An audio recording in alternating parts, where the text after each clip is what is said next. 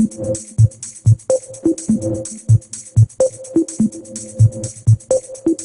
projet de perception a commencé par une chose très simple, c'est que je me suis rendu compte, déjà l'année passée, en 2008, qu'il n'y avait rien qui était spécifique par rapport aux personnes qui étaient atteintes du VIH. On parle tout le temps du sida et tout ça.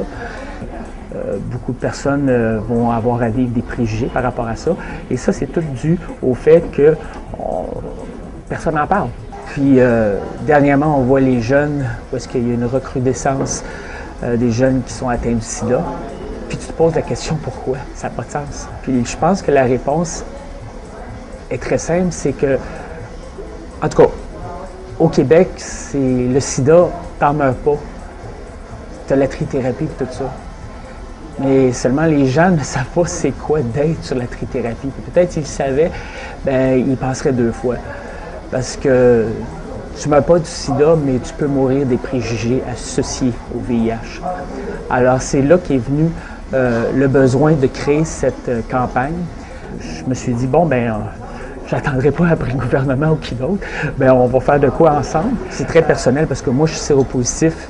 Comme ça, moi, j'ai essayé de mettre en scène dans des images différentes réalités ou préjugés que font face les personnes VIH. Vivre avec le VIH, c'est pas évident. C'est pas une pilule que tu prends, puis that's all, tout est fini. Là, c'est là que j'ai fait les 7 images. Les 7 genres préjugés que moi, ou 7 réalités que j'avais à vivre régulièrement.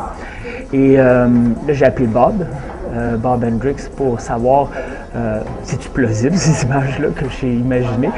Puis là, j'y ai parlé des images, puis il m'a dit oui, c'est faisable, ces images-là sont faisables, tout ça. Là, c'était beau, le côté artistique était bien fun, mais là, après, c'était de savoir est-ce qu'on est capable de le monter, parce qu'on était quand même au mois de novembre. Et c'est là que j'ai appelé Kat. Évidemment, Kat étant ce qu'elle est, elle a dit « Il n'y a pas de problème, there's no problem, sweetie ». Alors, c'est là que c'est commencé. Et on a été public par rapport à ça. Publiquement, on a dit, bon, on fait cette exposition le 1er décembre. Et le 14 février, bien, le projet existe.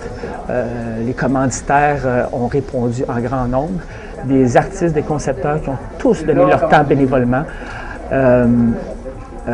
Vraiment au-delà de mes attentes, la réponse des gens. Mais je crois que c'était à cause que ça répondait à un besoin criant de dire et de faire comprendre qu'être atteint du VIH, on n'a pas à avoir honte, puis il faut commencer à s'en parler. On espère que ça va continuer, que les gens vont juste s'impliquer de leur façon. Si c'est que vous connaissez plein de monde, bien, vous en parlez au monde. Si vous aimez l'art, puis vous aimez qu'est-ce que vous voyez, vous l'achetez. Ou si vous connaissez des gens qui ont le goût de faire exposer l'exposition, bien, vous nous le dites. Puis on aime ça, on aimerait ça que ça fasse boule de neige, puis que le message sorte que VIH, c'est pas évident, puis on n'est pas des lépreux, puis il faut en parler. Parce que si moi, j'ai été acculé à un pied du mur en étant VIH, puis j'ai le soutien que j'ai avec ma famille et ma communauté, et malgré cela, j'étais prête à tout arrêter en novembre passé. Imaginez quelqu'un qui est obligé de vivre avec ça en cachette. Alors, bonne exposition.